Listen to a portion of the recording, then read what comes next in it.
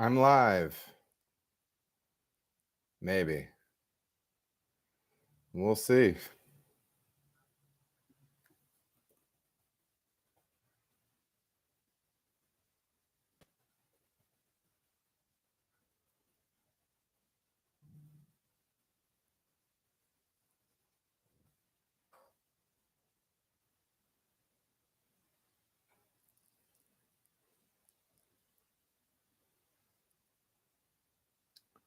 Hello.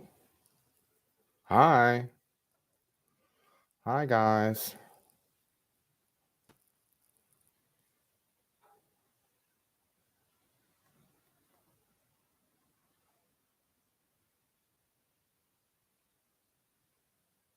Can you hear me? Can you hear me?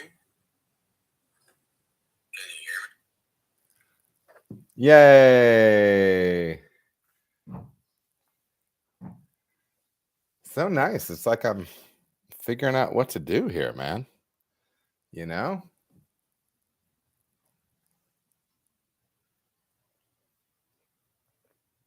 We've got backyard brews and barbecues in the house. What's up, dude? Alonzo? All right. I kind of have a different setup every time I do this. I feel pretty good about this one right here. I think I got everything where I need to be.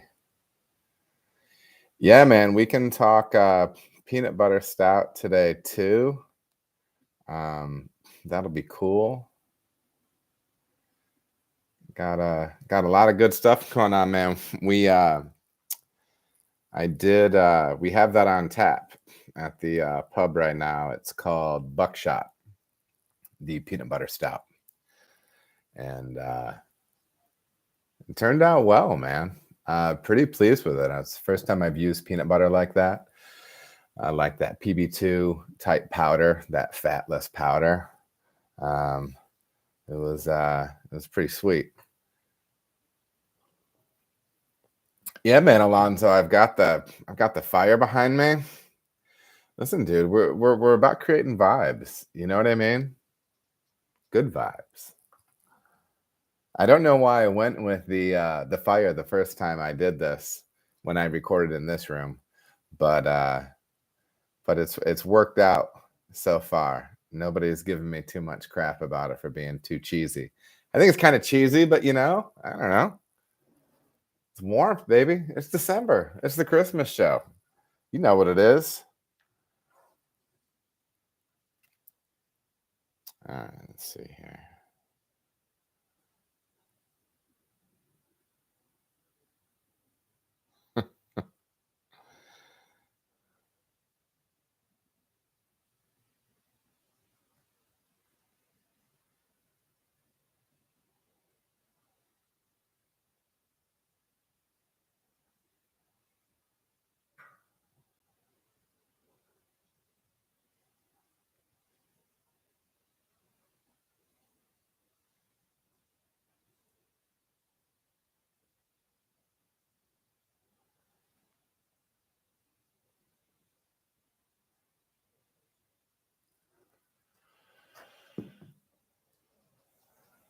See, right? I mean, you got the idea here. I love a good fire. Ain't nothing better than beers and a fire with friends.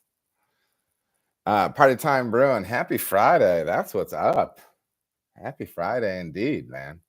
It's been a busy week. Hopefully everybody's had a good month. A lot of stuff going on my side. We'll get to that once we officially hit 8 o'clock. I wonder if there's ever going to be a point where I don't have to log in 15 minutes early to make sure that everything's working. But as of right now, I mean, stick with what's working. I'm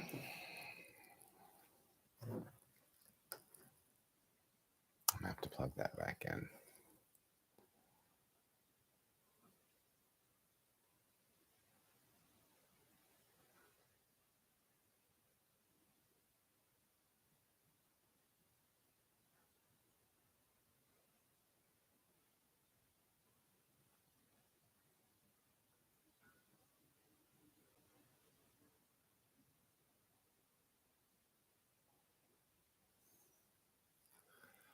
I'm just texting random people, telling them if they're bored to jump in, because I mean, what's better than this? All right, we got like about 10 minutes. What's up, Jamie? How you doing, dude? Hey, listen, man, I'm gonna run around and do a couple things here real quick, just to make sure I've got everything where it needs to be. Tell each other what you got in the fermenter. Tell everybody what's good. What beer you drinking? Long story, which I will WD. Yo, WD. Long story, but you will notice a clear liquid in my pint glass, and we will hit on that shortly. I'm drinking not beer tonight. We're doing an interesting mixture of soda water and tequila. I mean, we'll see. I'll explain later. All right, I will be back. Talk what you're drinking, what you're brewing, what you're gonna be brewing, and also drop questions. Drop questions in here too, and it'll push you to the top of the queue, ladies and gents.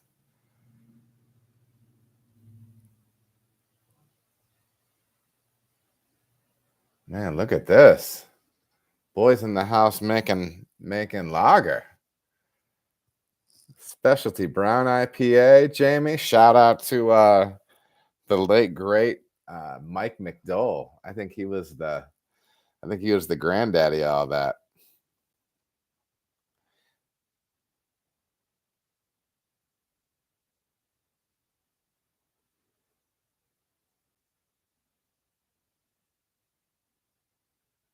All right, I'm gonna send a couple of messages real quick.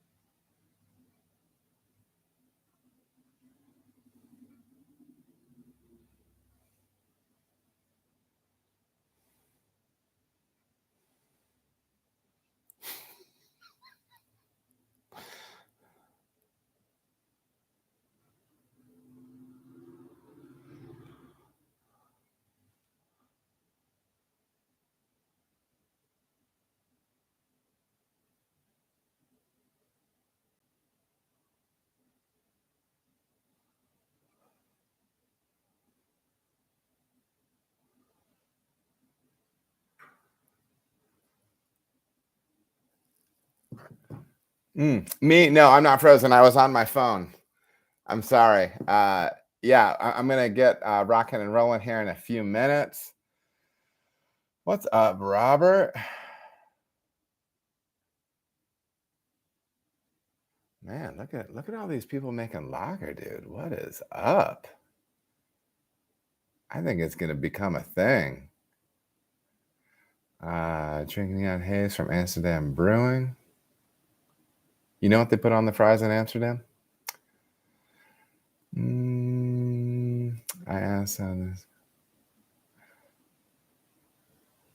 Dude, yeah, mayo. Hey, listen, all my Discord people. This month has been bonkers for me, and we're gonna get into it. The brewery was acquired. It's been a wild month. So I have not been where I wanted to be. Hitting up, answering questions, different stuff like that. I've not been in Discord as much, but I'm gonna be working on jumping back in. Party time. Alonzo. All right, good questions. The Gnarly Gnome, ladies and gentlemen, is in the house. Gnarly Gnome is a beer man in the Cincinnati area. Check him out. Instagram, Facebook. He's got a website. Tons of cool stuff on there. He's doing stuff on YouTube. He writes articles about the local scene here in Cincinnati. Tap into his stuff. We are 4 minutes from official. And I'll be right back. Again, this is just, I log on early to make sure that I'm doing this and it's working. So if this is your first time, we really get down at 8. So I will be right back.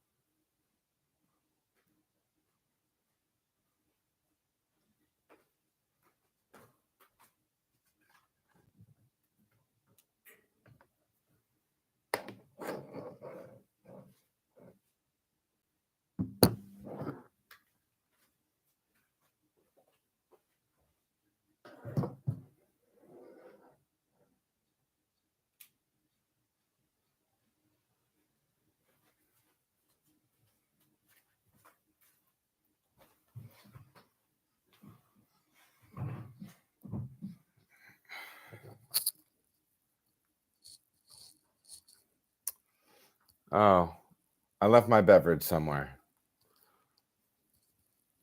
I'm off to find the beverage.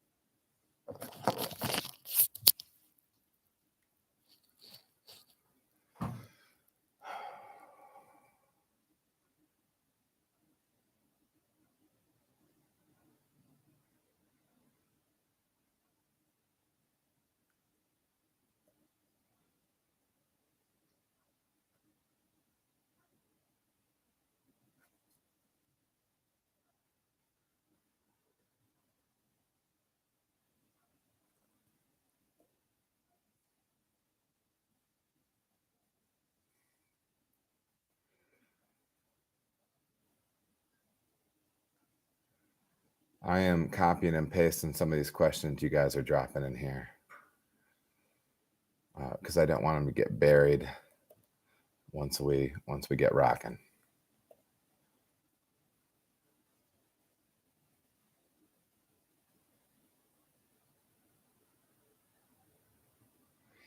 Yeah, and scrolling back, looking at all these people fermenting lagers, man. It's crazy. I'm telling you, it's the cold wave blowing in from the West Coast, baby. It's the cold wave.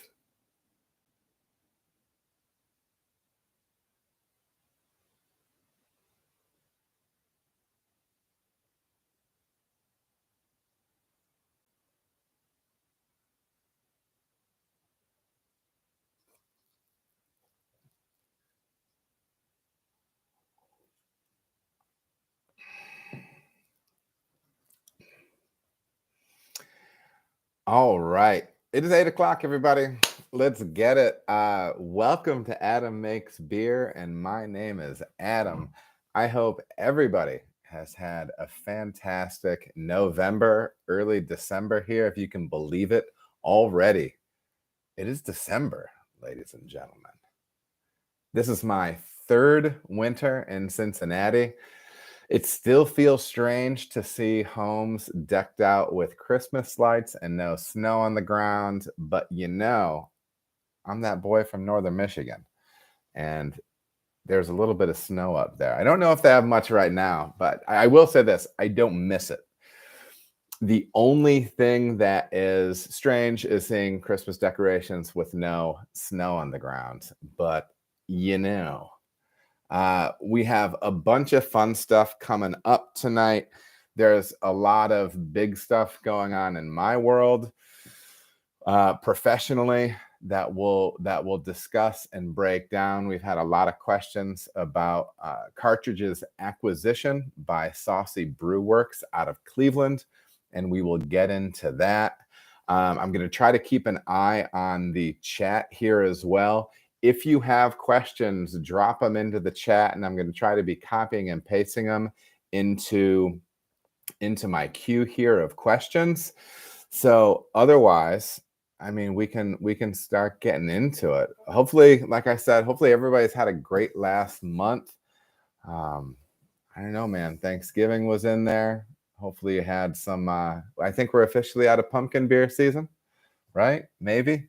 So maybe those beers are gone, and we're kind of moving into legit stout season, boy. We've got a bunch of stouts coming on at Cartridge. We've got Holster, our hazelnut stout, which I have a full brew day for. Maybe the last episode, the recipe and tasting episode isn't up yet, but it will be shortly.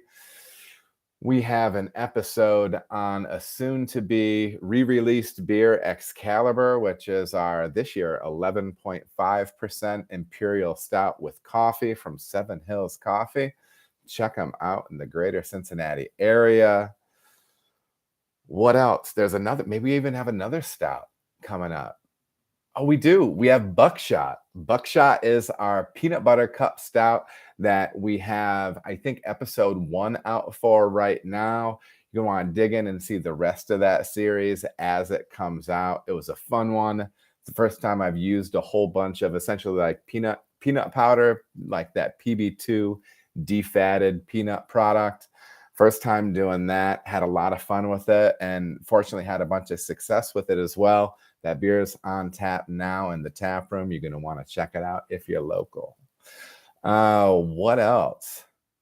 Is stout a Christmas beer, Tom? I think there could be something to it, man.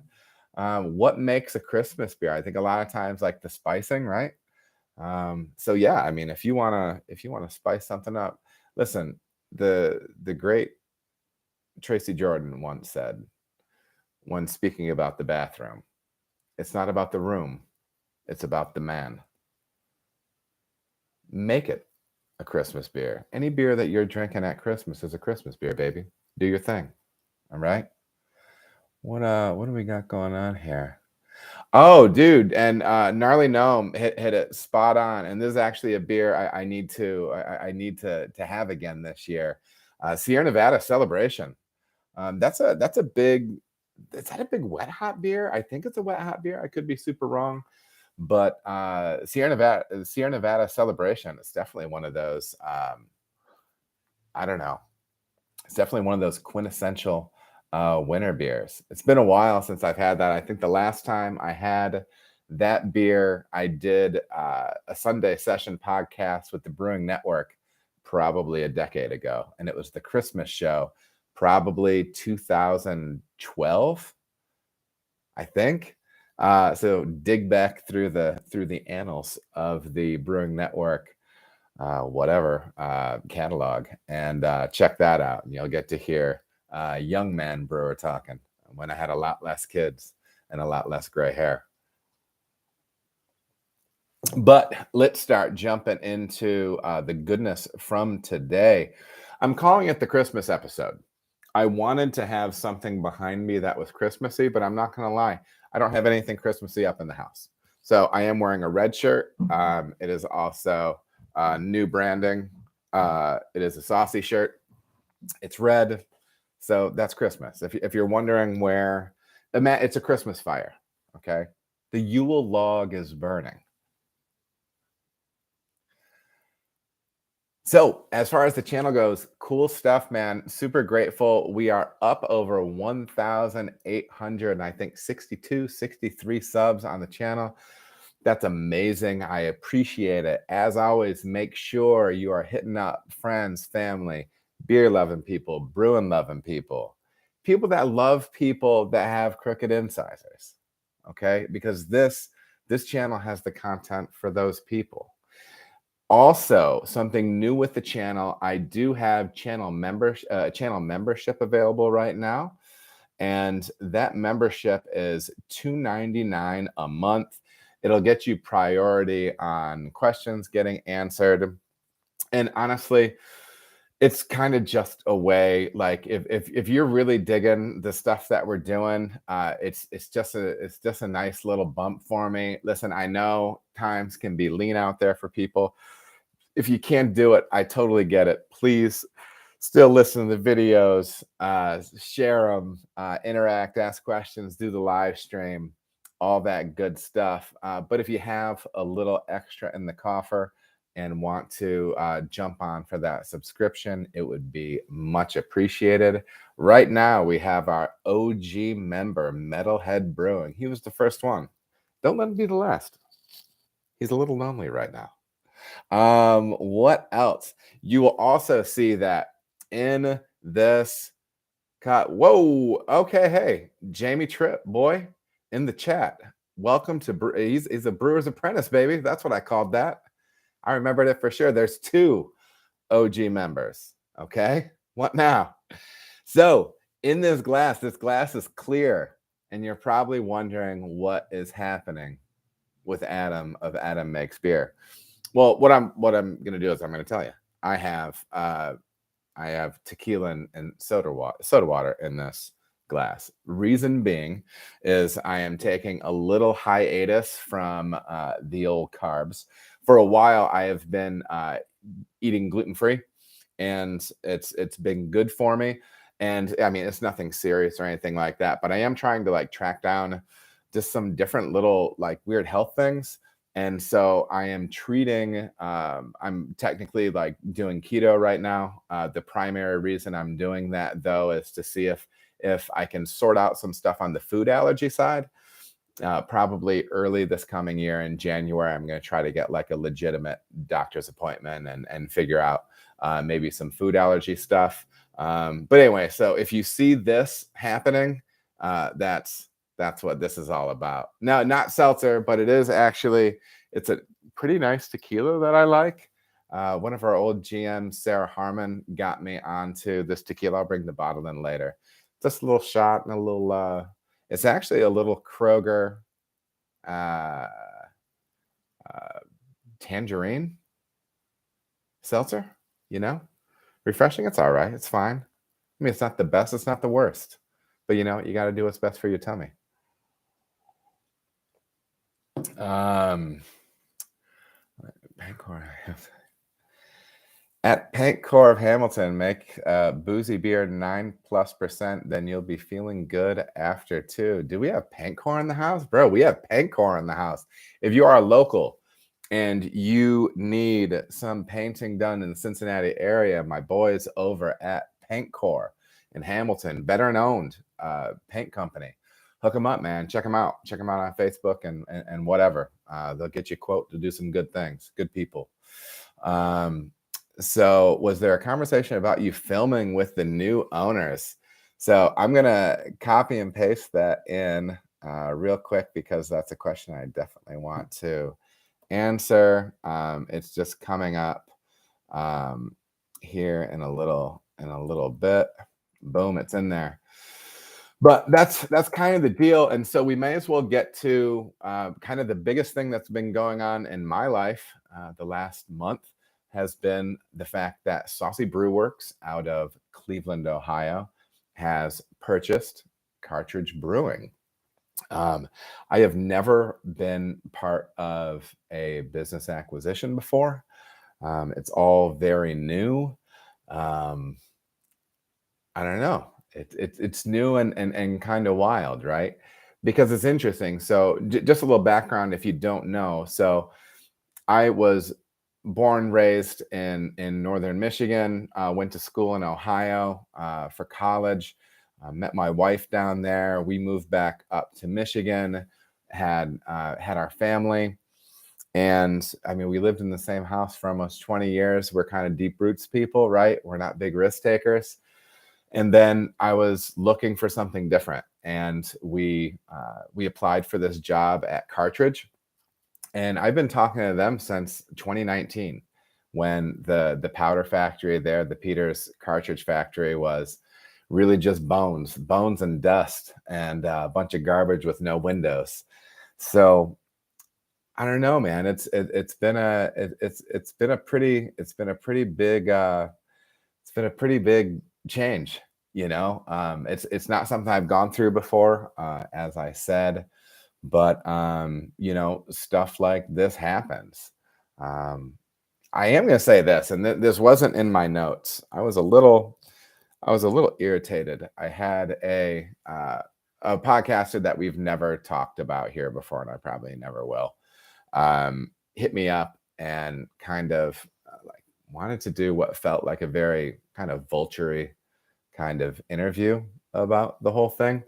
And anyways, it didn't sit well with me. But end of the day, the brewery has been purchased, and I'm gonna hit the personal side of things first.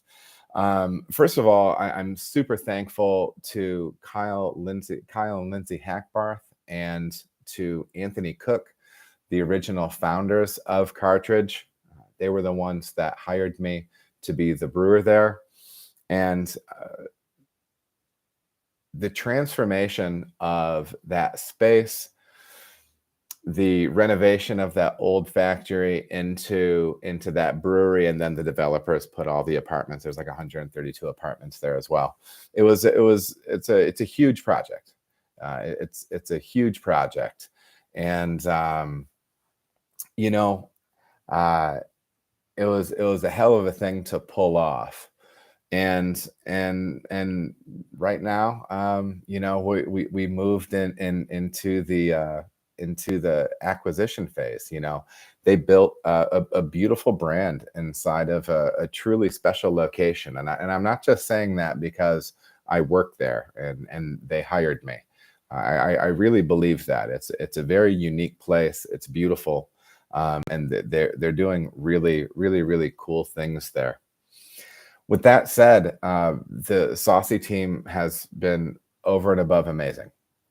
Really, really over and above amazing. I'm really excited for the future of working with them. It's no guarantee that when something like this happens, that you're going to keep your job. Um, and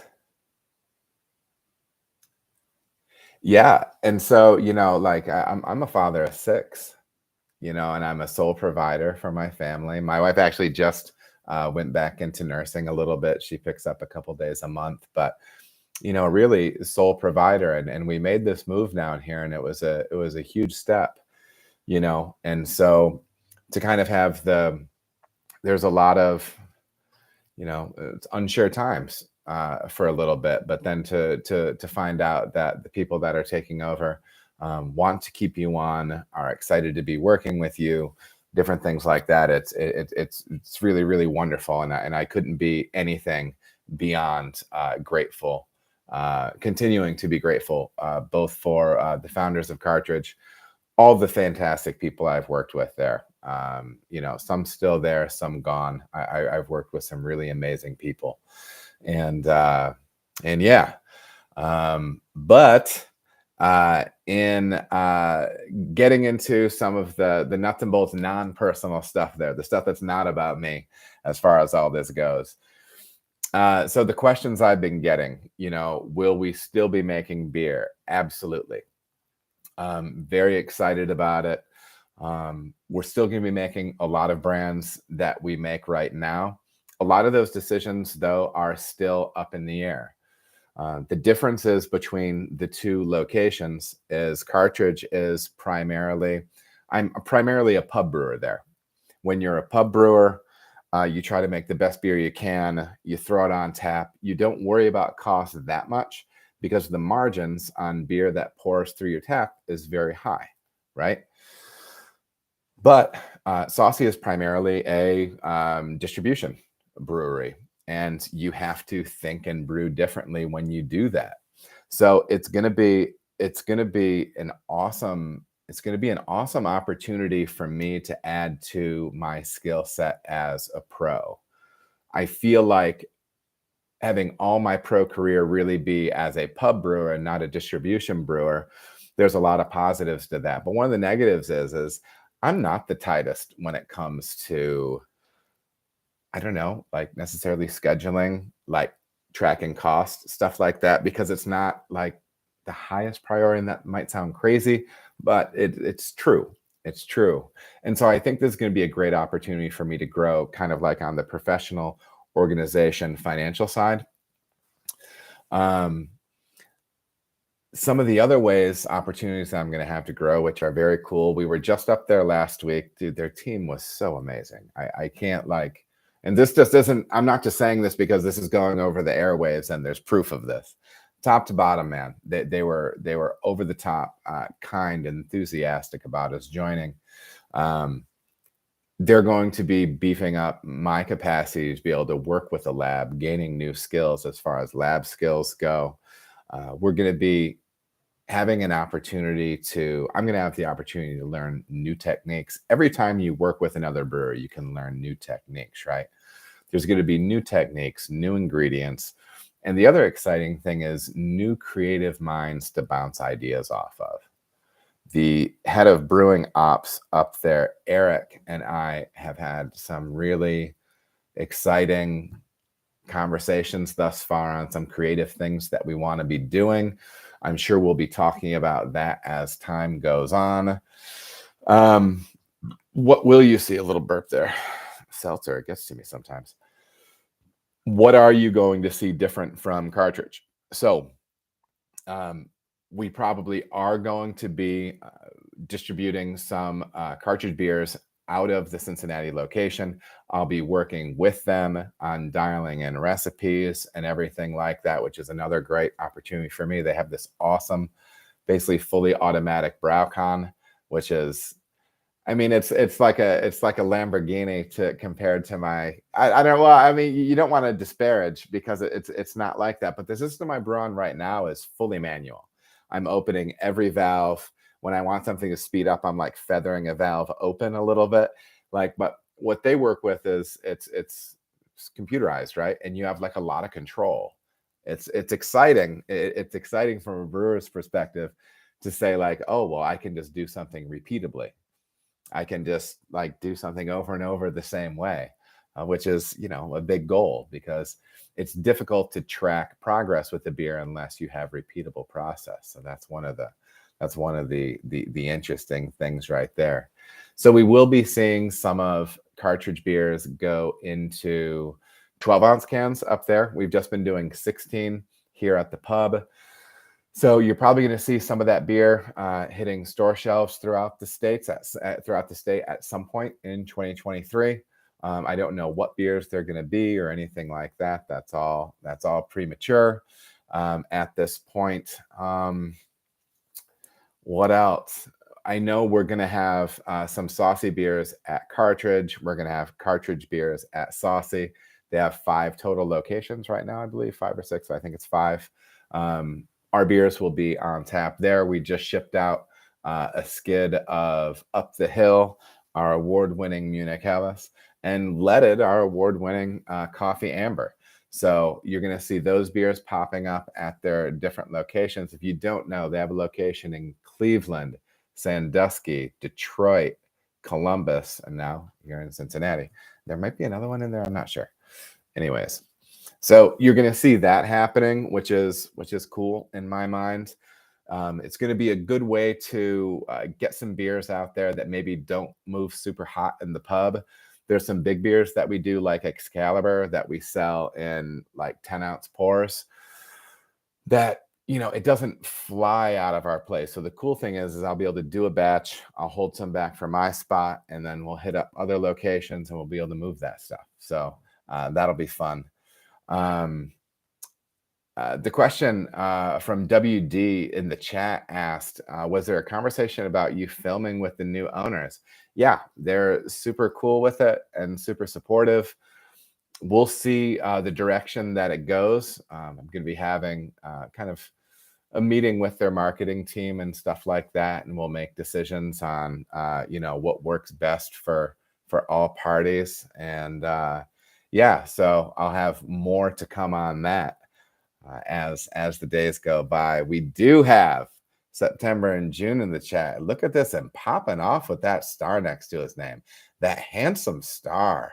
next to his name for the little what do we call that thing?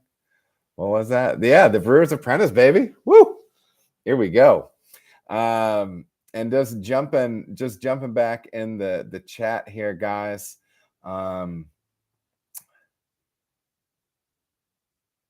But yeah, let me grab a couple of these questions real quick that I want to throw in to my queue. I appreciate your patience.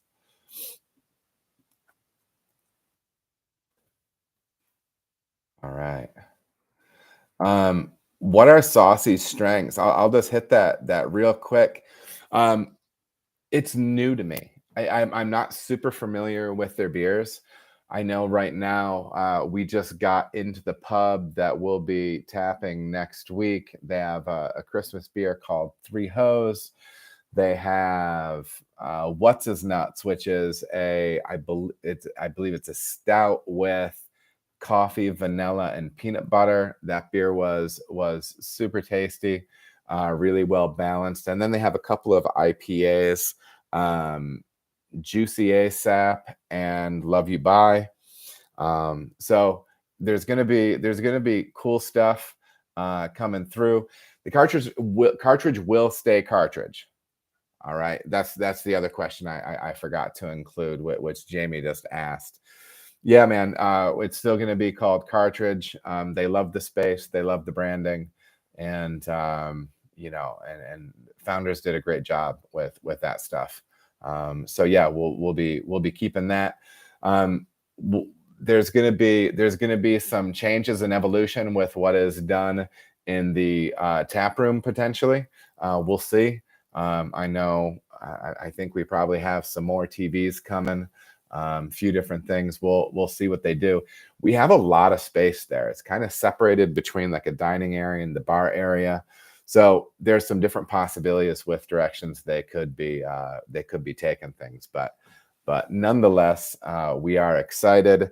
And yeah, they've been supportive about the me recording stuff, which I was concerned about, but we'll see how that moves forward. As far as I know, they like the content that I'm making, and they're cool with me doing it. So yeah, I mean, what's not to like thus far? So I think that's kind of nuts and bolts what's been going on with me. We've been changing over from Slack to Teams, new email, saving files and transferring everything and all that stuff. But yeah, I'll be able to tell you more as we go. Right now, I've got a job. Like I said, they've been over the top kind and enthusiastic about us joining the team, and so I have nothing but high hopes going forward. And I'm not just talking shit. I'm in that space, so really really excited about it. So, well, listen, everybody, it's good to see so many familiar names back in here. The clock behind me is actually it says 9:15 and it's 8:24. So never mind the clock behind me. I'll try to convince you I'm in like a 1.25 different time zone compared to all of you. Bro, we got members popping off in here. God bless you guys. What is this? Backyard Brews and Barbecues getting that Brewer's Apprentice badge, baby. September and June, love you too, man. Looking forward to talking to you after the show. But how about we get some questions and answers, baby? I mean, you come here for the meat and potatoes. You don't come here for side dishes, baby. You come here for the meat and potatoes. Meat and potatoes, they're your questions. Do I eat the meat? Yeah. Do I eat the potatoes? No. Right off the top, Backyard Brews and Barbecues, explain the water to grain ratio to me. When would I use more water to grain over less water to grain? There might be a smarter answer to this than what I'm going to give, but I'm going to tell you the way I use this functionally in my brew house and kind of take it from there. I do a few different things with water to grain ratio. First of all, I have found that with different systems, different water to grain ratios work better than others. Okay. My buddy Andy, he did some work with Siebel, and they were talking about German systems. And off the top of my head, I could be really wrong, but I think this is it. He was saying that a lot of German systems are kind of dialed into a specific water to grain ratio. And a lot of times that too can factor into the depth of the mash bed. Now, speaking of depths, I'm going to be getting out of my depth really in a big hurry if I try to explain to you mash tun geometry and everything like that. Dumb guy answer is there's definitely a certain depth of grain that you want your mash tun to maximize efficiency. Okay. Look up the numbers on it, run the numbers. All right. Look for somebody smarter than me because they're out there. But I will say what I've noticed with my brew house that I am on right now, which is a specific mechanical 15 barrel steam, it was built to be a German style system where I'd be mashing into the kettle. So, and then pumping that mash into the lauter, which has rakes. The kettle in my brewery actually has mash paddles in there that I do have removed right now because I don't use it that way. I mash it directly into my lauter, into my mash lauter. But for me, my system is very happy at 1.5 quarts per pound of grain. All right. It's probably just the geometry of my mash tun. There are times, though, where I do use more water in the mash, and I will raise that up to sometimes 2 quarts and sometimes a little bit more.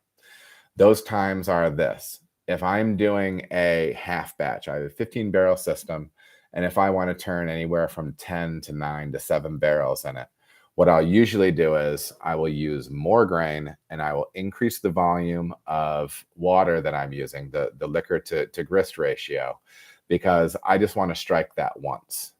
Okay. I want the full volume of liquid that I'm going to be running into the kettle in that initial strike. I like doing it. It's kind of a first runnings technique. And I also feel like I can control the chemical reaction in the mash a little bit better by having X amount of water going in with X amount of grain, and I'm stirring it so I can get everything homogeneous. When I sparge, I spray acid on top of it to try to keep the pH of the sparge water down. But we're going to answer that question a little bit more later. I have some questions about that. So, anyways, there are some beers that I do where I will flex it up closer to 2. And sometimes it's just so I'm not running tons of sparge water. I sometimes try to keep those volumes of water somewhat equal.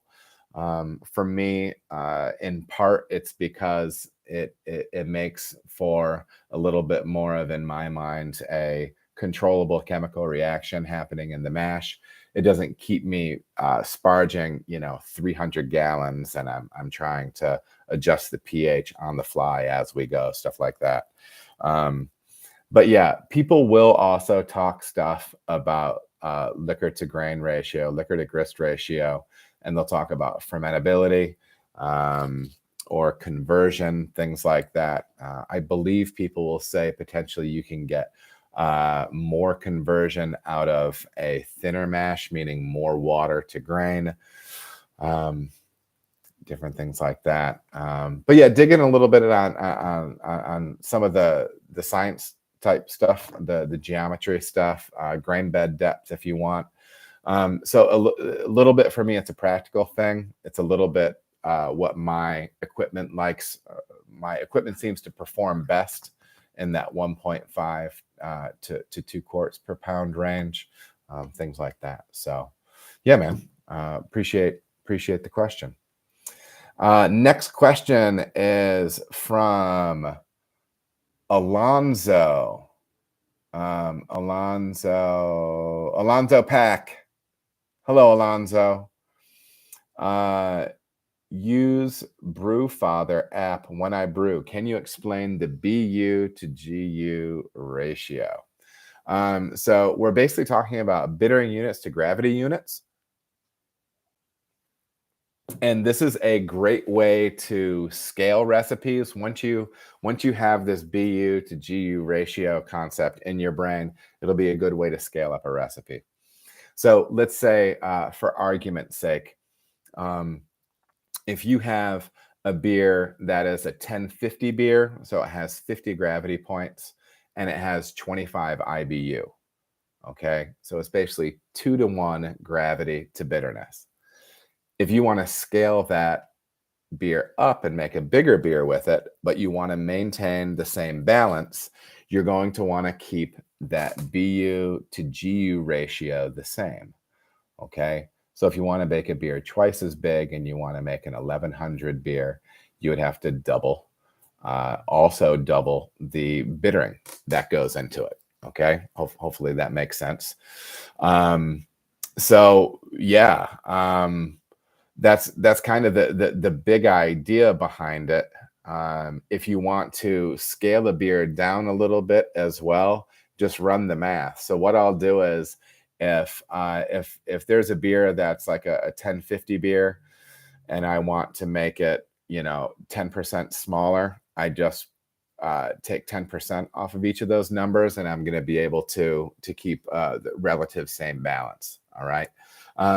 That's the way I apply the bitterness to gravity ratio type thing. And sometimes I look at it, I use that too, where if I'm building a beer that's base malt, all base malt, and I want to have a similar balance to another beer, a new beer that I'm making, I can look at a beer that I've already made, that I like the balance and that's similar, and I can take those two numbers and I can scale them, right? I can compare them. So that's one way that you can do that.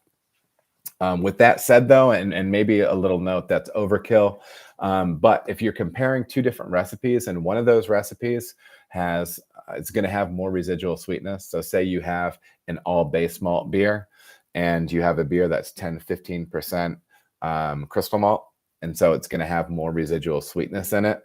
That BU to GU ratio might skew a little bit differently. You might have to add a little bit more bitterness to make up for the additional residual sugar in that beer that has the crystal malt in it. So yeah. What else? Thank you, Alonzo. Chris Smiley, do you know of any way to remove harsh bitterness leaning towards astringency from finished beer? Yes. A few ways. Let me scroll down here. Hey, everybody, look at all this stuff. Great questions so far. Thank you so much, guys. Removing harsh bitterness leaning toward astringency. So there's a couple of things here. One, it can actually be astringency, and two, we can discuss harsh bitterness. One, real quick, with the astringency thing, it's a water pH game. It's a pH of your water game primarily.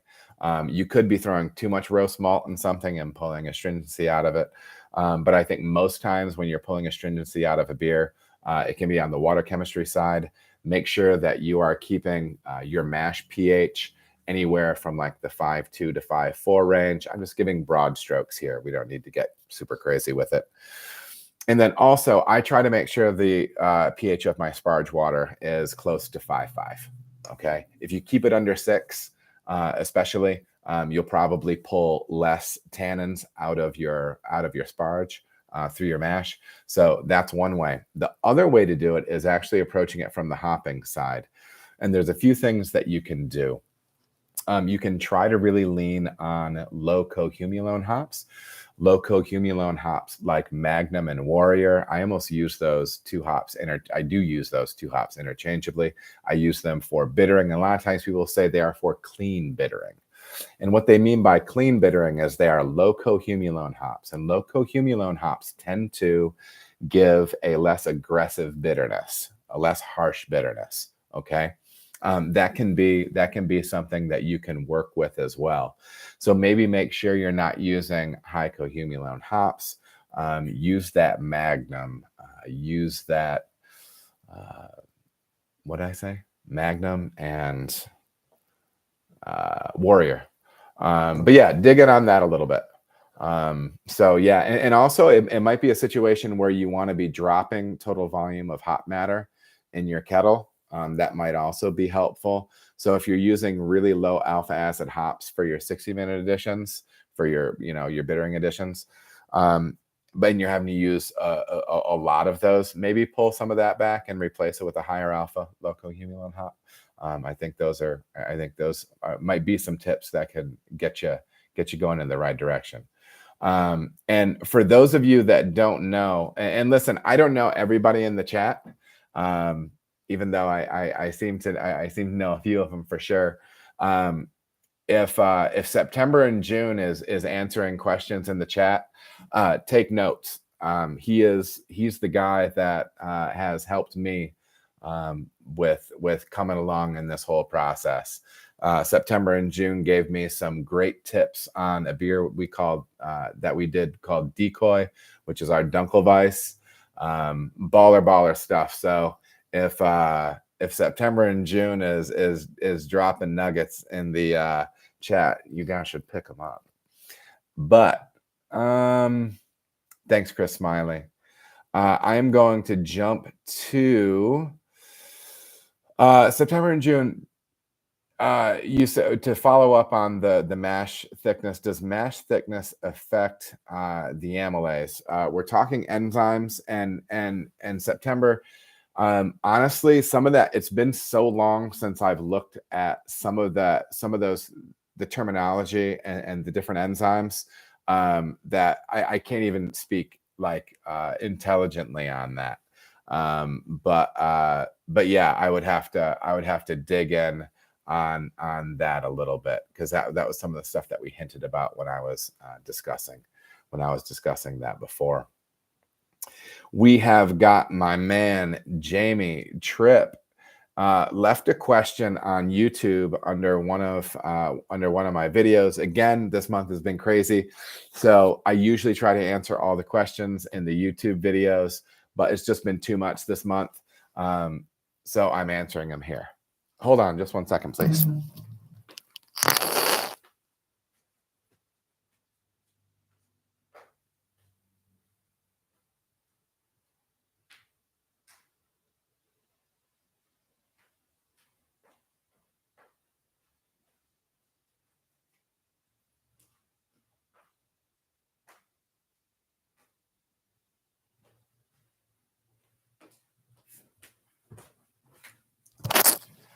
All right, I'm back.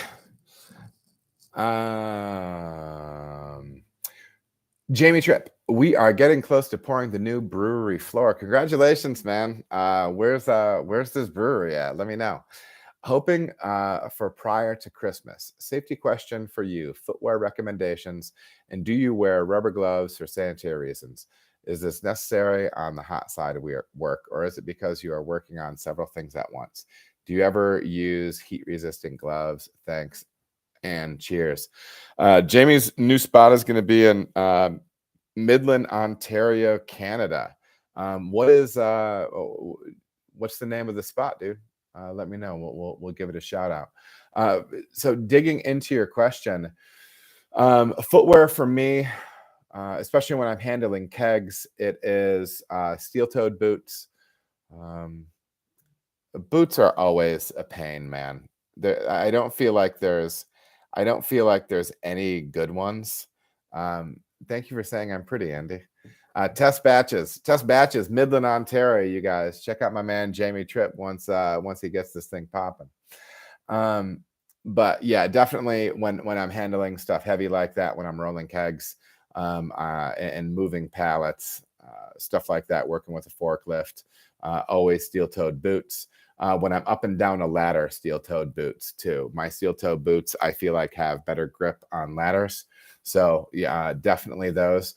In videos, I don't know if you ever see my feet in the videos. You can see my old beat up gray extra toughs right now that have the black piece of Gorilla Tape over a hole that is formed. It's classy.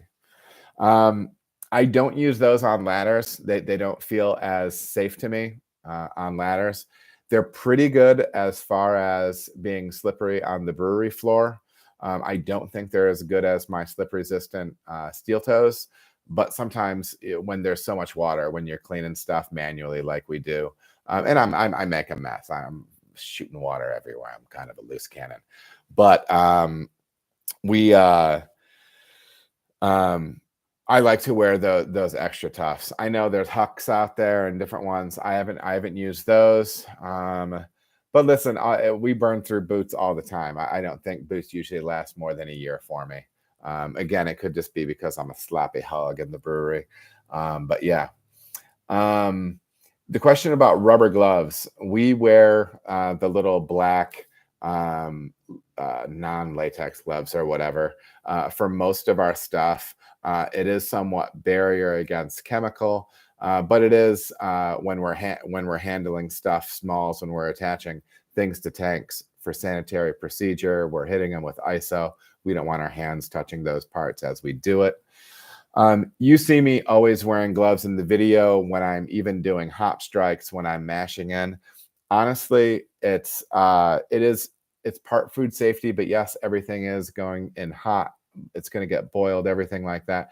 But also, I just don't want to have to answer the questions of somebody saying you're not wearing gloves. So I just wear gloves, and it's a habit at this point. Do we have high temp gloves in the brewery? No, and I probably need some. They're handy to have. The problem is they smell after a certain point, unless you have a nice glove dryer or a good rack for it, bro, your hands start smelling like feet. So yeah, anyways. But yeah, I would definitely recommend all of that stuff. So yeah. Is necessary. Um, yeah, man. I think that's about it for that, Jamie. And again, like I do try to wear well, they're not these. Oh, I do try to have my safety glasses on. One, it's again because I'm supposed to, but two, it's so people aren't on my butt in the comment section telling me how I do everything wrong. So yeah, it's actually made me tighter with PPE and stuff like that. Doing this recording. Thank you so much for all the kind words, everybody. Chris Smiley, I'm going to jump into the chat real quick. Thank you, Adam. Love your channel. I have a 10.5 barrel of fruited sour that was coming on wonderfully until I dry hopped it with 11 pounds of 2019 Vic Secret. This is the second time I've brewed this, and I believe the age of the hops is affecting the flavor. Very upsetting, bro. That sucks. I'll just say that right now.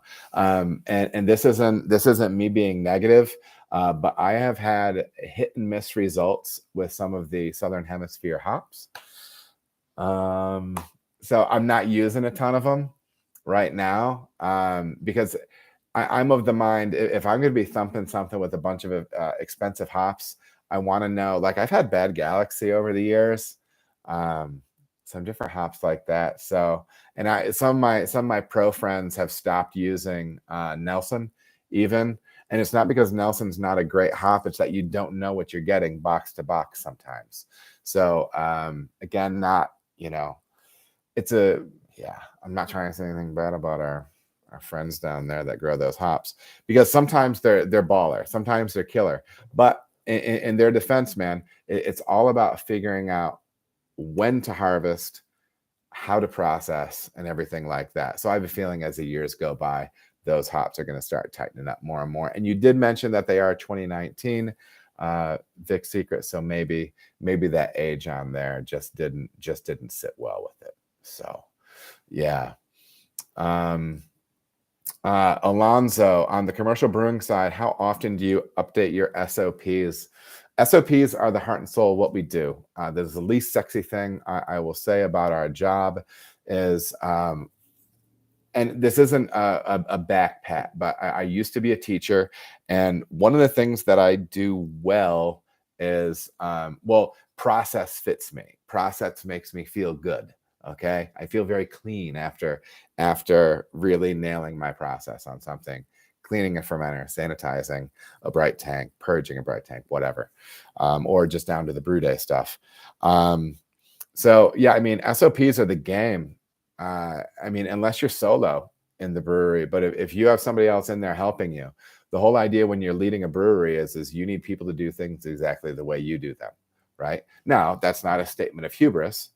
It is because I always tell my people, I'm always trying to learn, and I encourage them to always try to be trying to learn, because if we pick up new information, new research, new process that can make what we're doing better, those are always living documents. When I used to teach high school social studies to people that weren't interested in listening to me talk, I would say the Constitution is a living document.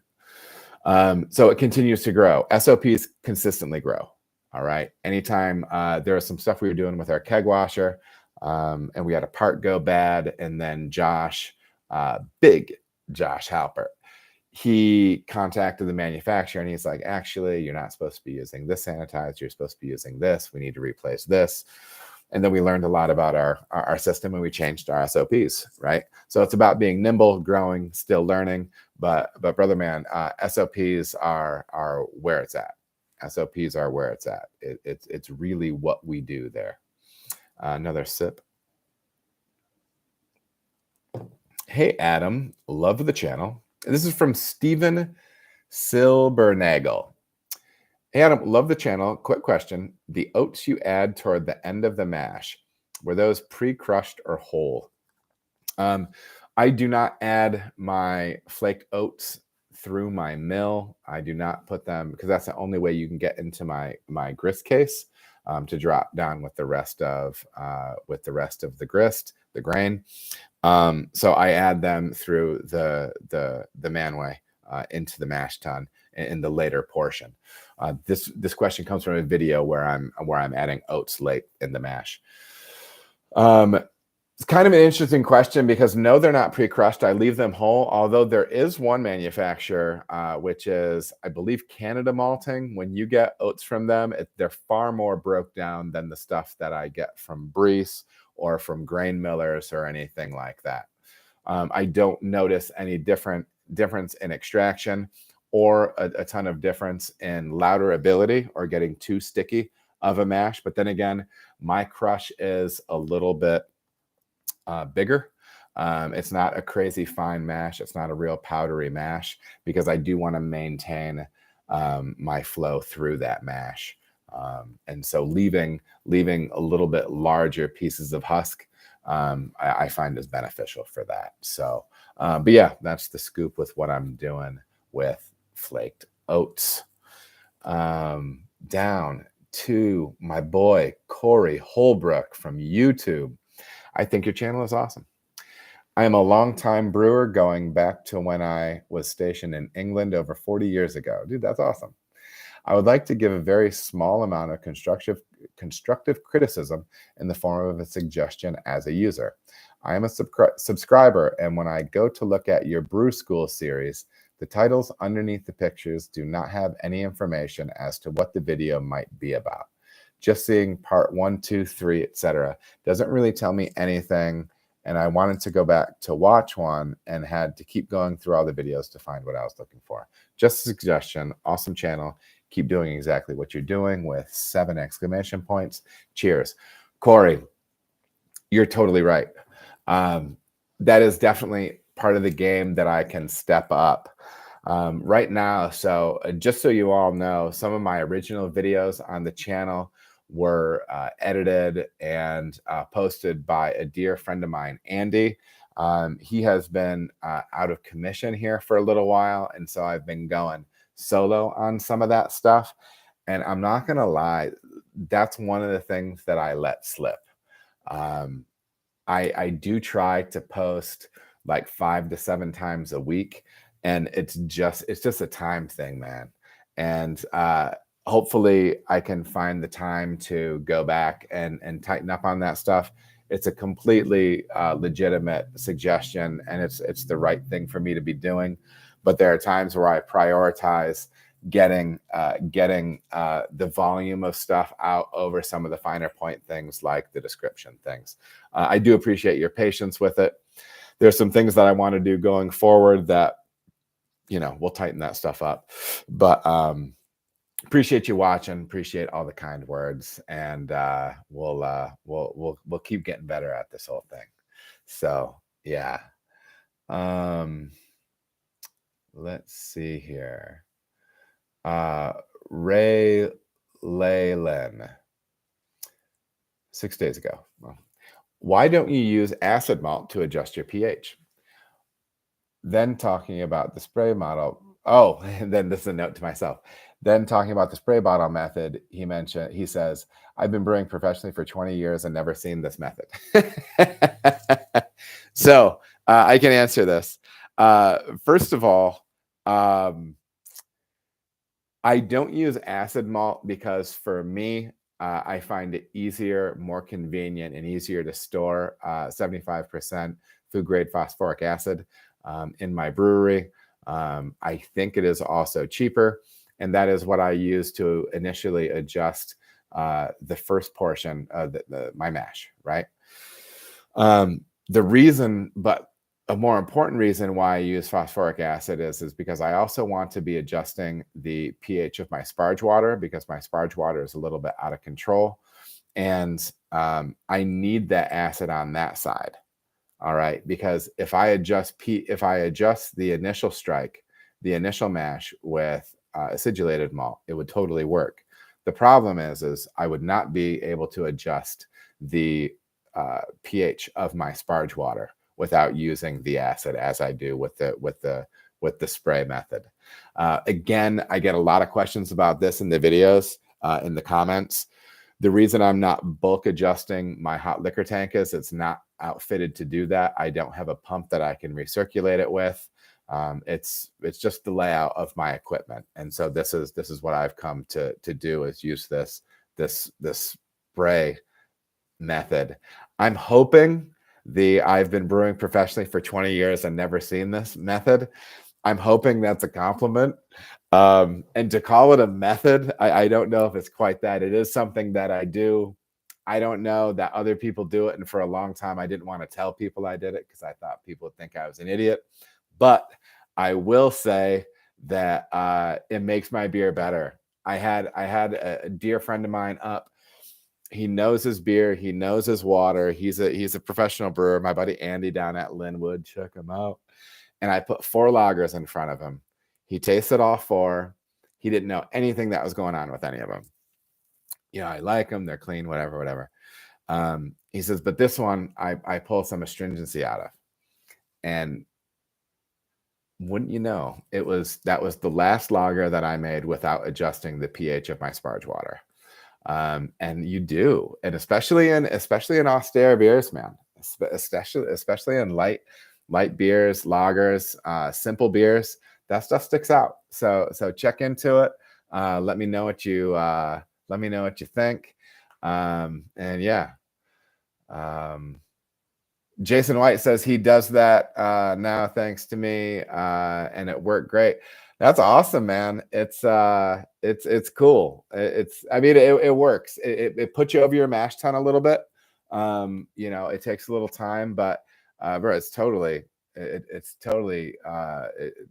worthwhile. September and June. Speaking of acidulated malt, how reasonable is Reinheitsgebot to you in the U.S. anyway?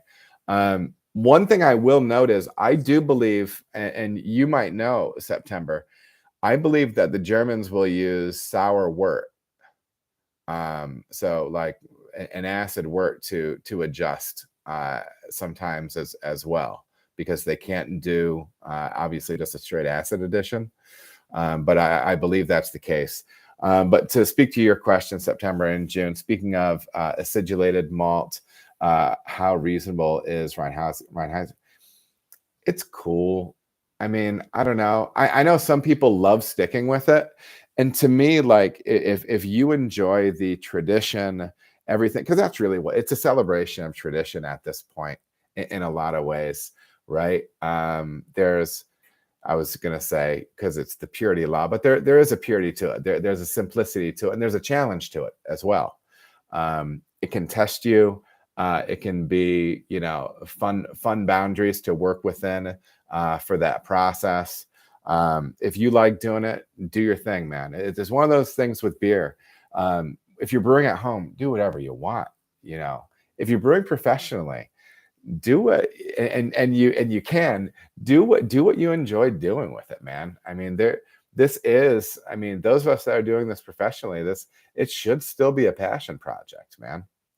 You have to have your mind on the business and everything like that. But I mean, we can't forget that it's still a passion project. So whether you're brewing at home, whether you're brewing in big tanks, little tanks, whatever, it's a passion project. If Reinhardt's does your thing, blows your hair back, good for you. Is it practical for the U.S.? Reasonable? I think that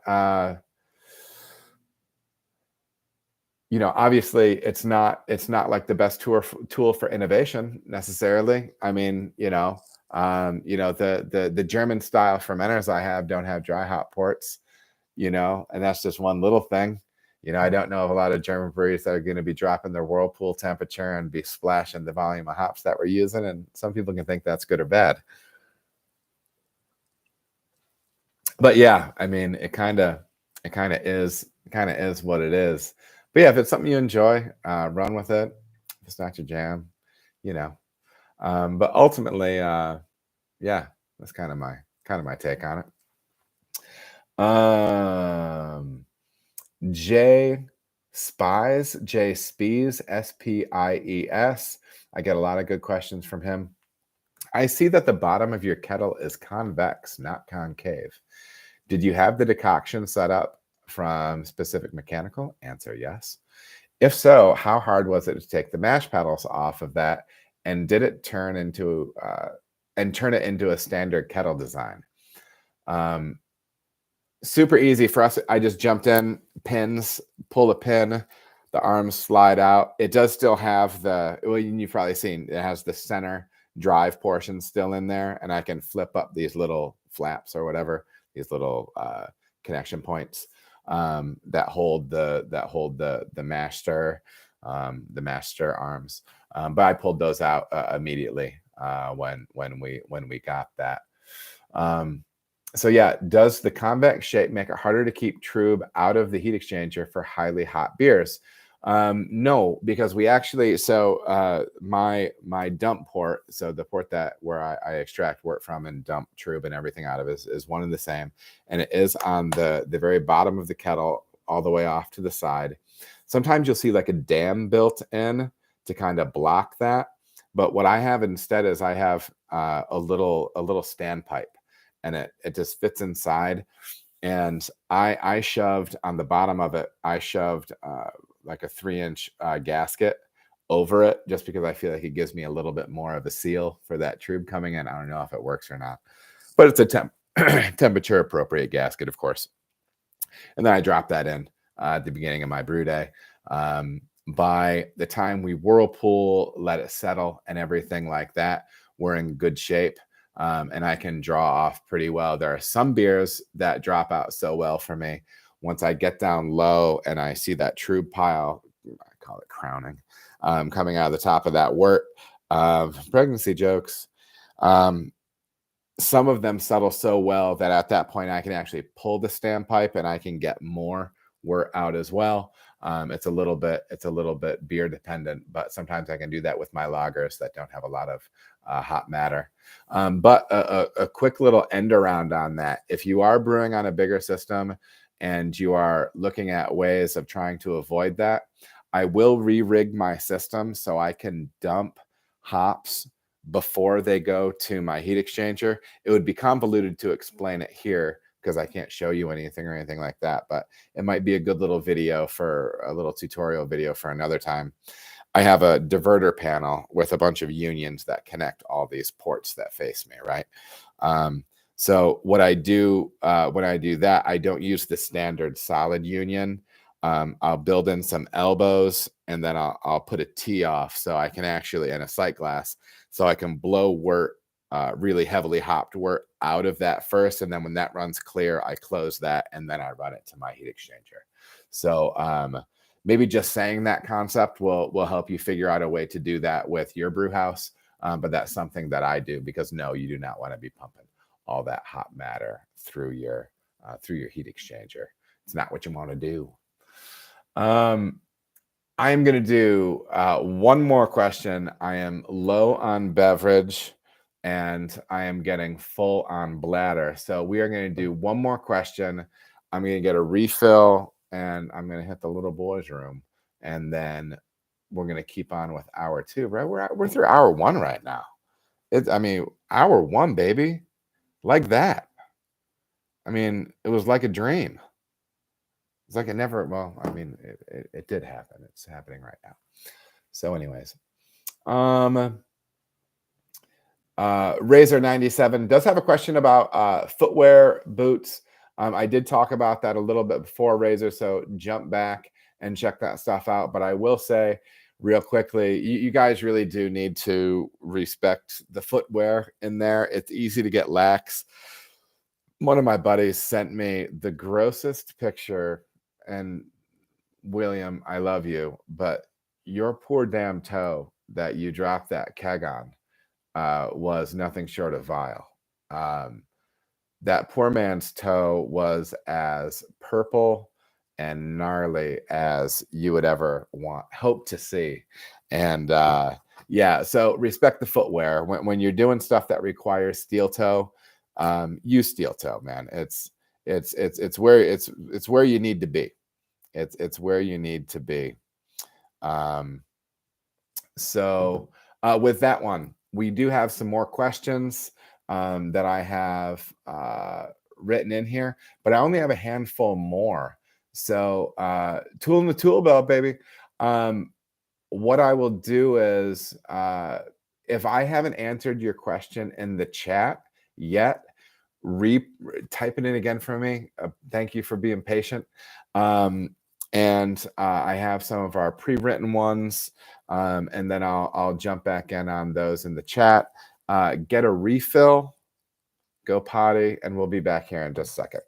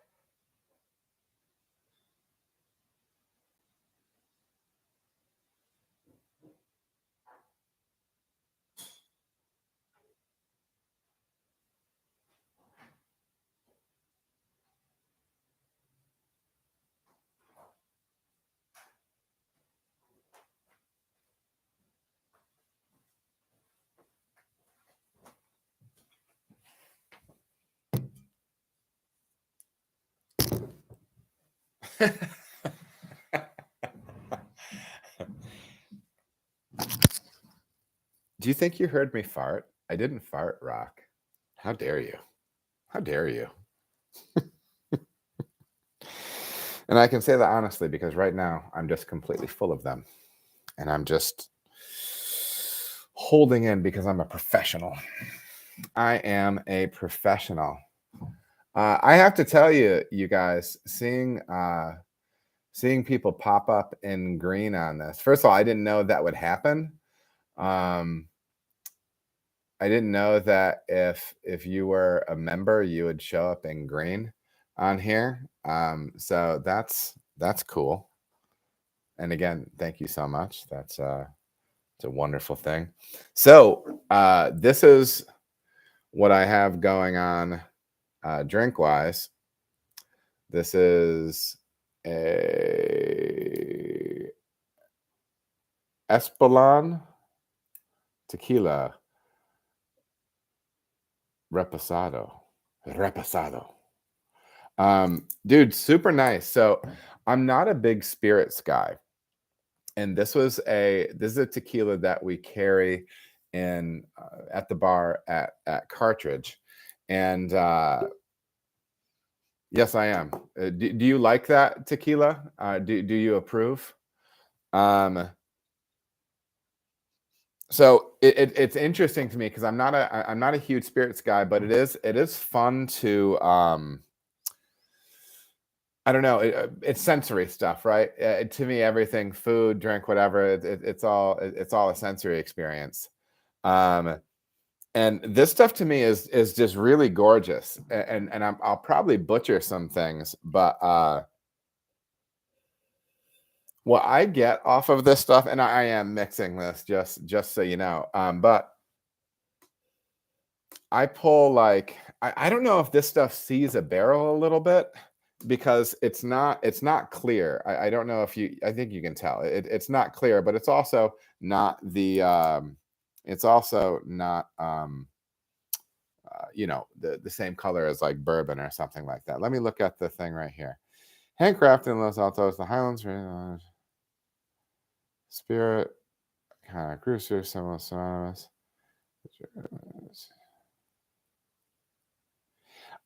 I don't know if this gets barrel time or not, but if somebody knows, please let me know, because I have a feeling that it does because I pull barrel character off of it, and this could just be silly, but for me, I do pull just like what I would consider like an oakiness or like a wood character. But then also there's this really nice like it's like because it's not bourbony, but there are some of those notes, and it does have to me what I think is kind of like a kind of a nice full uh, vanilla character with it, and I don't know, it's just creamy smelling. It's nice. I like it quite a bit, and it is my new well, shoot. I mean, I don't drink often, but I knew I wanted something for tonight, and so I'm trying tequila and soda. You know what I mean? Um, in my current ketogenic state. So anyhow, it's tasty. I could sip on this. I could sip on this neat. That's how much I like it. Um, okay, so September and June, according to their site, it gets 2 months in an oak barrel. I would have thought so from the color and some of those. What's cool about it is it's like when you think bourbon, it's almost like over the top oak character, right? And so there's something to this of like the I don't know, there's something about subtlety, right? I think that's one of the reasons sometimes that I like to make balanced beer.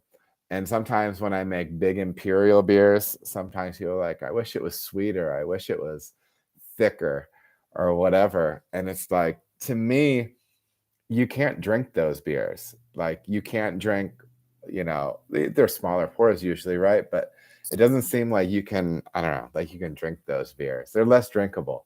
I think you can still have, I like nuance. And what I like in this is, oh, that's a little suggestion of a barrel character, right? So yeah, Rock wishes it was thicker. If I had a dime for every time he said that. Oh, Robert Brown. Um, yeah, and once again, I do see a couple. I see something on rice hulls.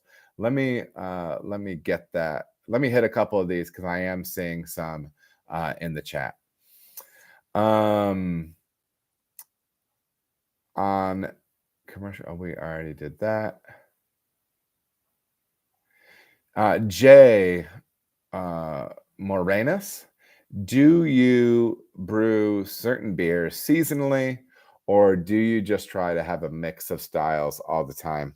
Yeah, I mean, there is a little bit of seasonality to it, Jay. As if you've been following my Instagram garbage or what I do on YouTube, it is stout season, baby. So hashtag stout season. So yeah, I mean, I definitely try to push stuff like that. We do see in the brewery right now our Munich Dunkel, like a darker lager. It moves really well in distro for us here locally. So yeah, I mean the consumer expects darker beers, bigger beers. We do have more stouts up now than ever. So and then there's the standard stuff too. Whether it be Oktoberfest, Bach, this is a Bach town. So yeah, all that stuff. So anyhow, yeah. What else? Alonzo, having a bigger husk acts like rice hulls for better recirculation. I mean, yeah, I mean the idea with using rice hulls is that you're adding a filtration medium essentially, right? And really all I was trying to say with is potentially a little bit of a coarser crush, is it is easier to flow through that than a finer crush. There probably is some loss of efficiency there. Like I know September and June crushes finer than I do in general, and I think he gets a little bit more efficiency than me. But I'll be honest, I'm just so the last thing I want is a stuck mash. So I tend to crush a little bit coarser. Um, Not to where you have any like whole kernels, or as my buddy Andy will call them, old maids. You don't want any old maids in there. You don't want any whole kernel. But just on the other side of that, yeah, that's kind of where I tend to be. So stuck mashes are no fun, and they make me feel like I'm not a professional. Don't be afraid of the finer crush. I know, Rock, but you've got years. You've got the years of experience, baby. I mean, I don't know. The last thing I want is just this big gelatinous puck of flipping barley remnant in my mash tun, and I can't flow anything through it. Anyhow, what's the average weight grain gain? So like in my for Hellas Rock, which is like a 1048-ish beer for me, I'm at like 770 pounds, and I think you're like 100 pounds less than me. You get wild efficiency compared to me. You're a wizard with that stuff. Um, so yeah, but the flip side though is Rock is what's I think I make more beers that have maybe more grain in them than you. Like, maybe not. Maybe you do bigger beers. Like, how many beers do you have on your menu that are over 7%?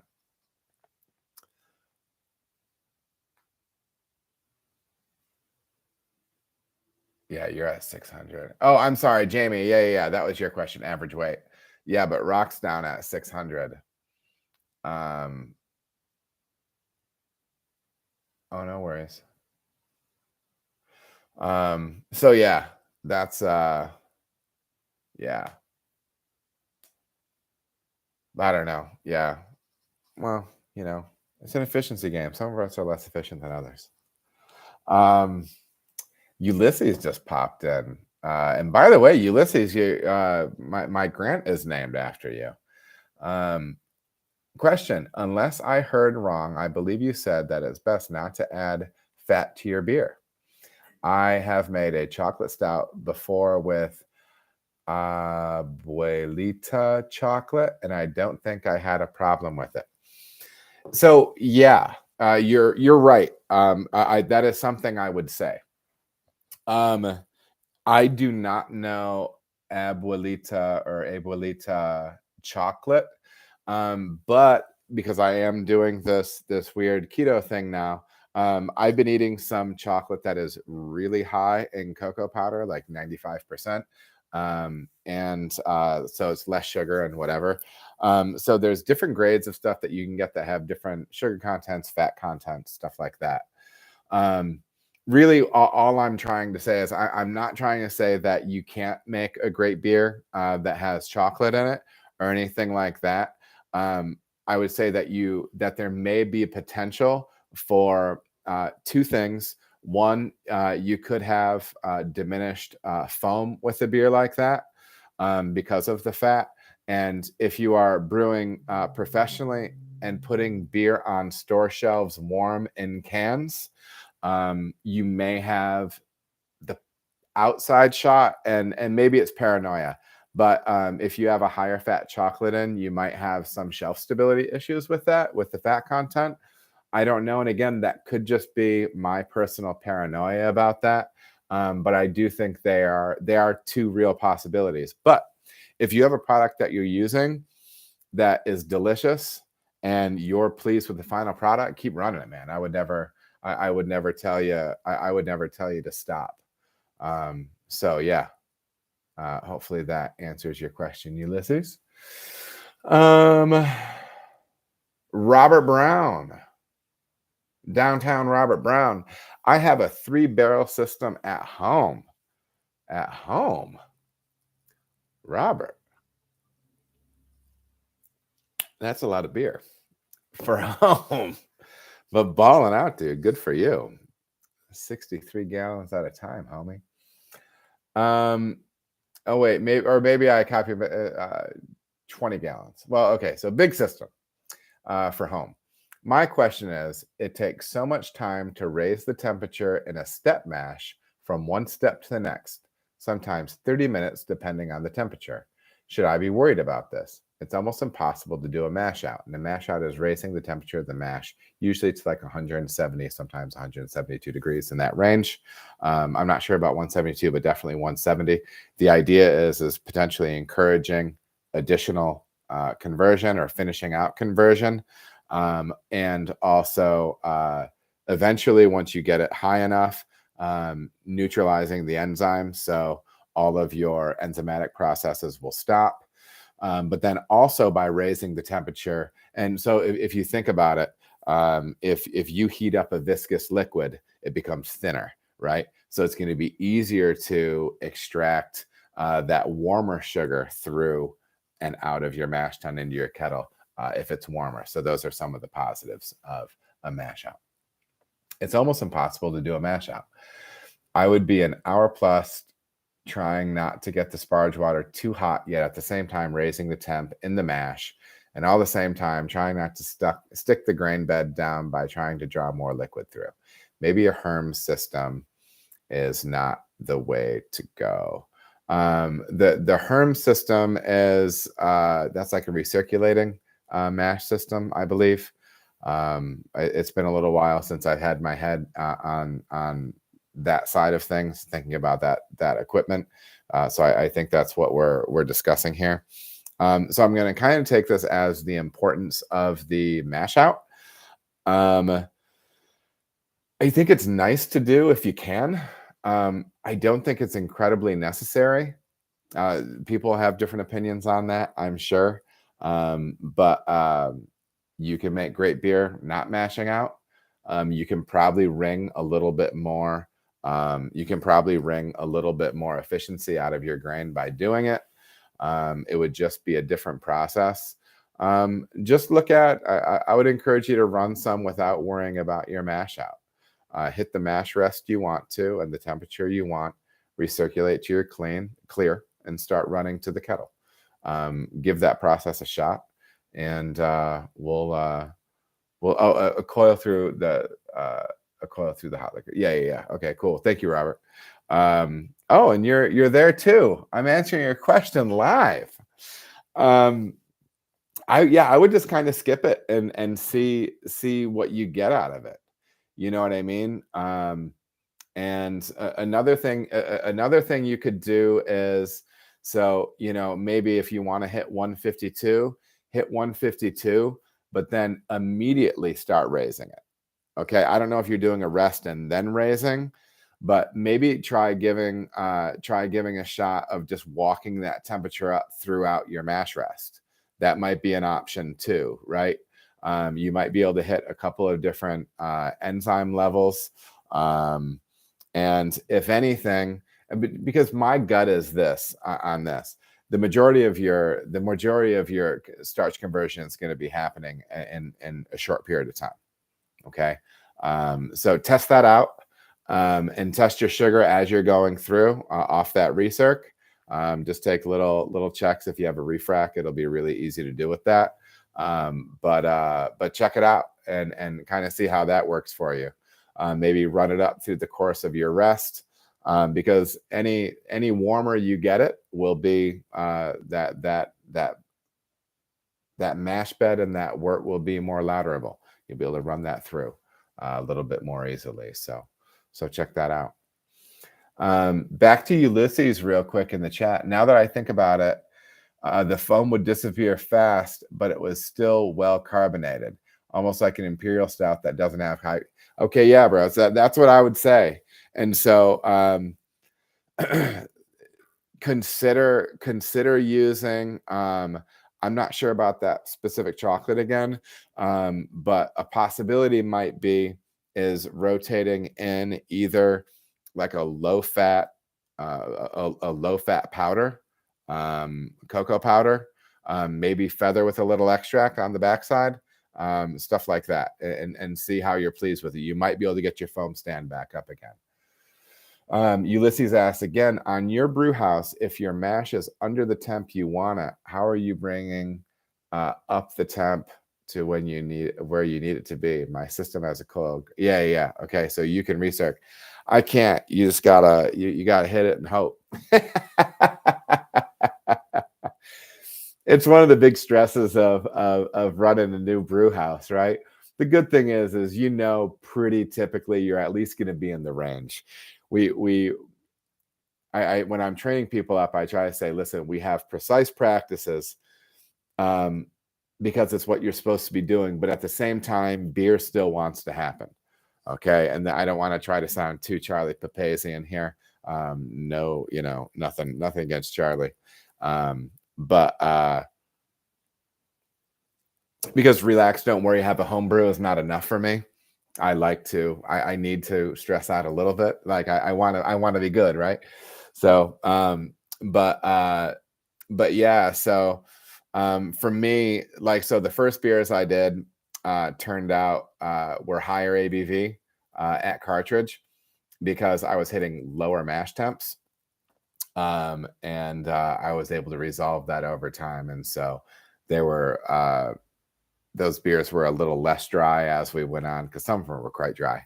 But it's about making drinkable, tasty beer, and the finer points can come later. So when I miss and I want to push my temp up, there's nothing I can do. I could drop some water into my kettle, boil, and then push that back into my mash tun, but that would be like worst case scenario type stuff. Sometimes I also feel like you can just screw around with something so much you're just better off dumping it, rather than doing something that you might not be happy with anyways, and continue to burn ingredients as you go. Then you're wasting your hops and different things on down the system, if that makes any sense. Yeah, and as September and June said, I'd aim high. At least you can add cold water to dial then. Super. That's definitely a way to do that. And then he also said he loved my 7.5% hella. So good. No, it wasn't that bad. I remember because I wasn't doing lager initially at Cartridge. A lot of that stuff was ale, so we had some beers closer to 6% than 5.2 or something where you expected them to go. But yeah. So yeah, guys. What else? Um,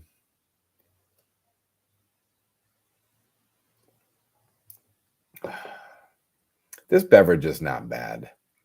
This little thing I'm sipping on. Um, okay, Beer Man asked the question a little bit ago. Hopefully, you're still around, Beer Man. Beer Man, so when you're checking your specific gravity, is it worth it to check it during mashing to see if you've hit your mark, or should you wait till pre-boil? Um, when you're So, yeah, I mean, there's a couple of things you can be doing, and it might be a little tool specific. First of all, you can be running an iodine test on your mash, and which is to make sure that you are getting conversion from starch to sugar. One way you can do that is to take a little plate. When I did this at home, I would have a little plate. I would put some of my wort in there. And you do want it to be the clearest portion of your wort. If you have grain bits in there, it can mess it up. So you do want to recirculate it well first. But get some nice clear wort in there. And then you can drop you can allow a drop of iodine to hit that. If it stays red, you have conversion. If it turns purple, you still have starch in solution and you need more time, more enzyme, something in order for that mash to convert. So that is one thing you can do. You can run that iodine test to see if you've had conversion. Um, but yeah, you can also, depending on your equipment, this is where a refractometer or more fancy equipment comes into play, or non-temperature sensitive hydrometers, finer point hydrometer, stuff like that. You could draw something off and measure that first runnings, keeping in mind it'll be higher. And then running your sparge water through. I'm in my mind, I'm thinking batch sparging on the homebrew side. Um, but yeah, and then definitely take your pre-boil and everything like that. When you're taking your pre-boil, I would really recommend, though, especially the larger the system it is you're working on, let that wort start turning over, right? Because for me, I go up to 18 barrels typically in my kettle. If I cut my lauter and I have 18 barrels and I run up there and I pull a sample right away, um, the steam jacket on my kettle will only have me up to about 200 degrees. So there is some turning in that kettle, but it's not fully homogeneous yet. We'll have some stratification of sugar density there. And so you're going to want to wait till you're closer to boil, or, especially if you're in a big kettle, right? You want that wort really turning over before you pull your sample, because then you're going to be knowing that you're going to be getting a more representative sample. So, yeah. What else? Thanks for your question, Beer Man. Earlier, Dean McGuire asked this question, and I'll just bring it to the forefront because I'm assuming it's going to be answered very well. Dean McGuire, great channel you have, mate. What's your experience using findings filtration, and do you have a preference?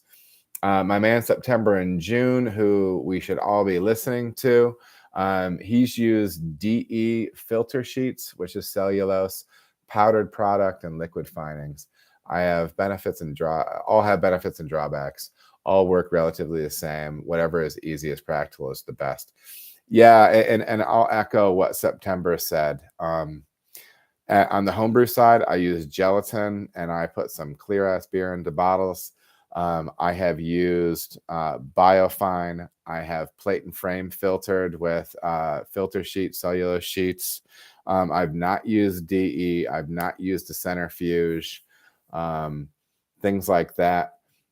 Me personally, I would like to. I think filtration is great, especially with lager. You can get some really nice, gorgeous, brilliant beer. I think you can run into trouble potentially on the hop forward side, depending on how aggressively you're going. And you might say, well, you wouldn't want any findings or any filtration on something that's already hazy. But you might be interested to know that some of your favorite haze beers haze beer breweries are using something like biofine um, at such a rate that it will not completely knock the haze out, but it will actually help drop some of like the polyphenol harshness, the hop burn out of beers. Sapwood Cellars, um, where's his book? It's right over here. Scott Janish, new IPA. He will talk about using biofine. They make Hot Boy hazy beers, and they do use it in that because they say it actually makes it a little bit faster to shelf. But yeah, I remember I have Plate and Frame filtered a 2 pound per barrel IPA back in the day when I was working at a place called Crankers, my first spot, and it would pull hop character out of the beer. So the late great Mike McDole from Brewing Network fame would say that's a recipe issue. You need to add more hops, and then you'll have less on the other side. But IPA doesn't need to be a clear product these days, unless you're like doing hardcore West Coast, something like that, or some of the other clearer variants that they're doing now. But yeah, so filtration definitely has its space. I think you can. Some of the finding agents say they don't do anything negative to foam, but I have friends that have used biofine and went away from it when they started using a centrifuge, and their foam increased. Their foam stands increased, and foam longevity increased as well. So yeah. Anyways, interesting stuff to check out. Just bought that book on your recommendation. Yeah, it's a killer book, dude. Robert Brown, does gelatin strip flavor? I will say this, Robert. When I was using, when I was brewing at home, I made malt forward beers. Reason being is I was making beer at home for competition, and I would make hoppy beers right before a competition if I would even enter them. And also, I personally kind of feel like, I don't know, I want to compete in. I'd rather compete in a category with 10 entries than 50. And IPA was always a highly entered category. So yeah. So I made a bunch of malt forward beers, and so I didn't find that being something that would really strip flavor, the use of gelatin in that.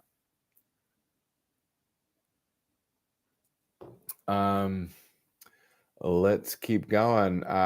September and June. Are you a Play-Doh or Original Gravity guy, and why? I came up on OG, baby, Original Gravity, and it's a home brewer, typically a home brewer type number, or at least it has the reputation for that. I know a lot of pros use Play-Doh. I use Gravity because it's what I'm used to. I do try to speak both languages sometimes, but I don't often. One thing I do find funny though is when I saw this happening in one of those preposterous Facebook groups. Not that the group itself is preposterous, but sometimes the weird flexes people try to have, like in these online pro brewer groups, absolutely blows my mind. Somebody asked like a simple question, and they happened to say something about, talking about gravity, and somebody is instantly like, I'm sorry, but I thought professionals use Play-Doh. I was like, dude, get over yourself.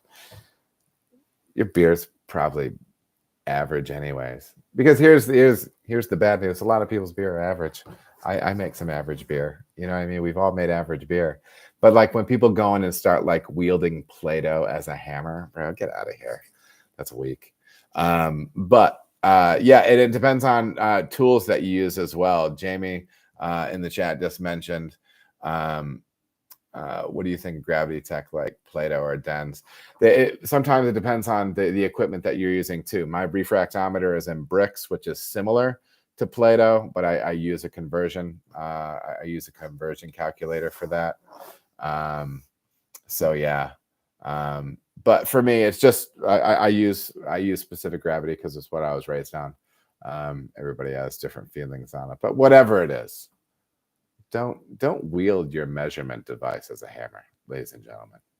Decent people of the chat. Jamie, do you transfer ales to a finishing tank or just dump yeast and trub? I have what I typically do with my lagers right now is I ferment obviously in the fermenter and the FV, and then I will pass VDK. So fermentation will finish, or the conversion of sugar into alcohol is finished. And then I allow the yeast to clean up. I run a VDK or diacetyl test. And then once that is clear of diacetyl, I will put the tank on pressure and crash it down. I will crash it down to 33. I do it all at once. There's varying takes on that. I don't have a problem with any of them. I've talked to different yeast labs that have different opinions on it. So it is what it is. That's what I'm doing right now. And then as that stuff drops out, I will drop the bottom of the cone and then harvest yeast off what I hope to be the middle of the cone to repitch. And then I will continue to dump the bottom of that tank until I am ready to transfer to my bright tank. And so for our lagers, they're cold usually for 6 weeks, periodically dumping the bottom and then moving them to a bright tank to where we pack them. Can you explain what past VDK means? Is it sensory or measured somehow? So that was an interesting thing. That's a good thing to ask. VDK, when we're referring to that, we're just referring to the impression of the compound diacetyl, okay, which is like a movie theater butter type thing that can be left behind in a beer sometime, or be one of the last fermentation byproducts that are reabsorbed by the yeast. So what I do is I will take a sample of that finished beer, put it in a sealed container. I use like those hiking water bottles, the Nalgene bottles with a screw type lid. I'll put some in there, screw it tight, run it under water, usually off my hot liquor tank. I put the Nalgene bottle in a container, and I run gently like 160, 170 degree water on it for a half hour, and then I take it out.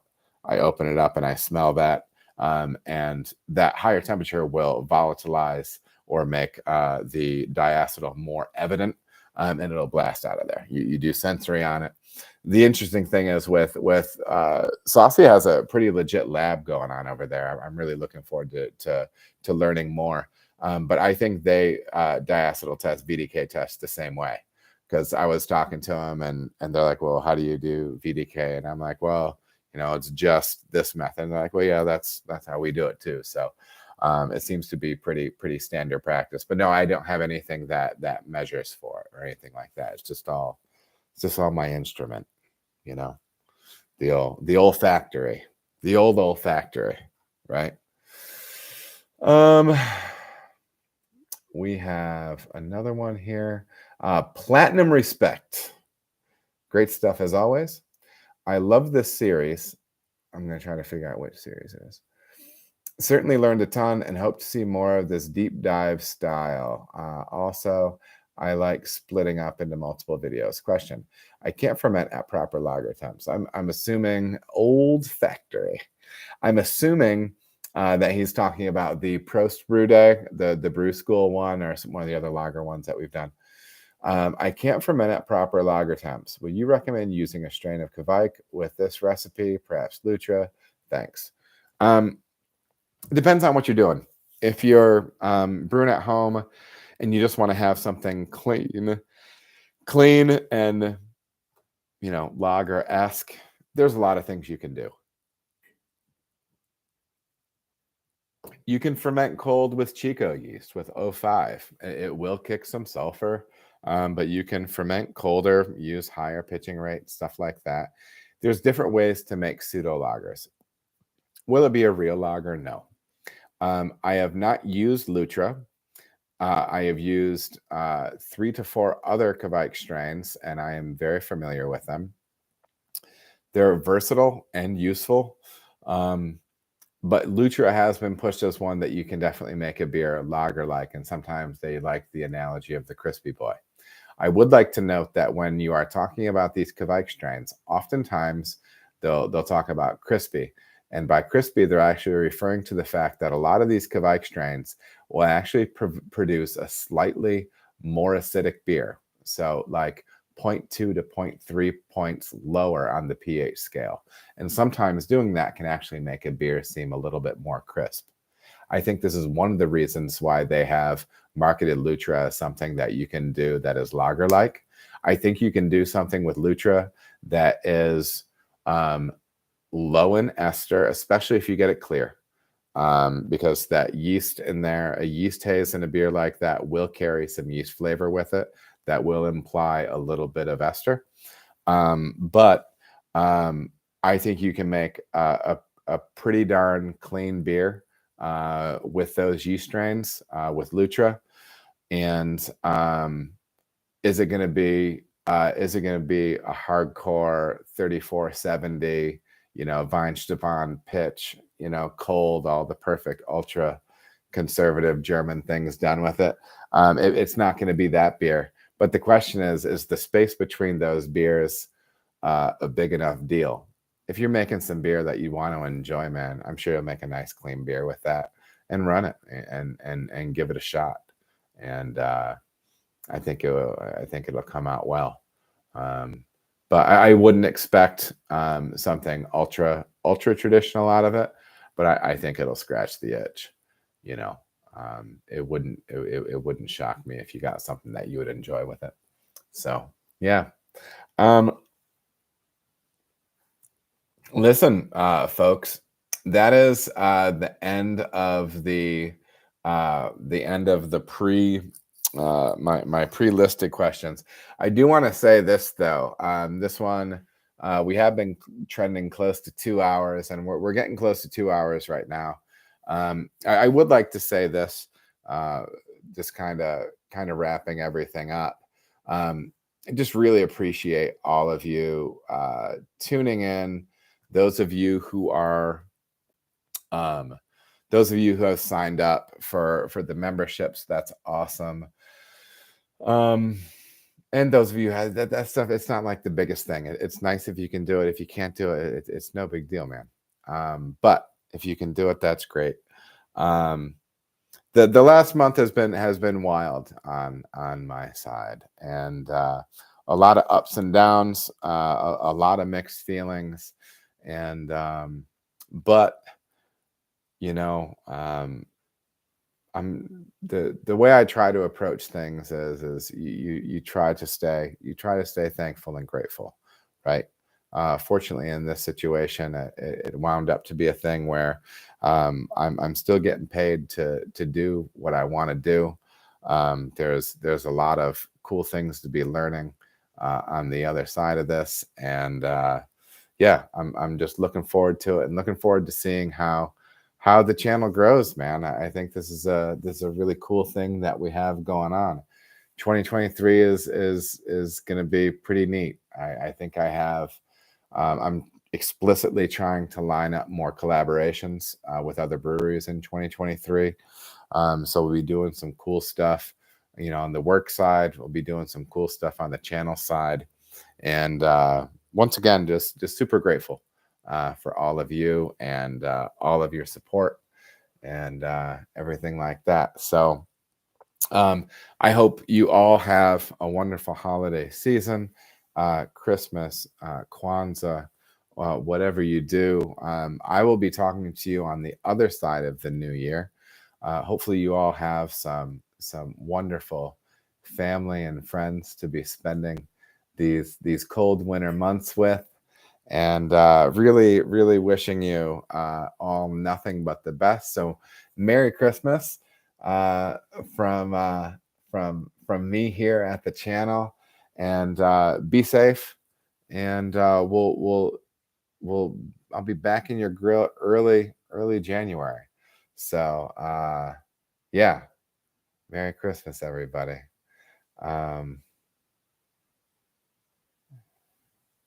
Yeah, Jamie wants you to share this with 2 friends, and so on and so on. I wouldn't be mad. All right, you guys. Until next time, hope you have a great night, great holiday season. Take care of yourselves, love on your families, and I'll talk to you guys later. Bye.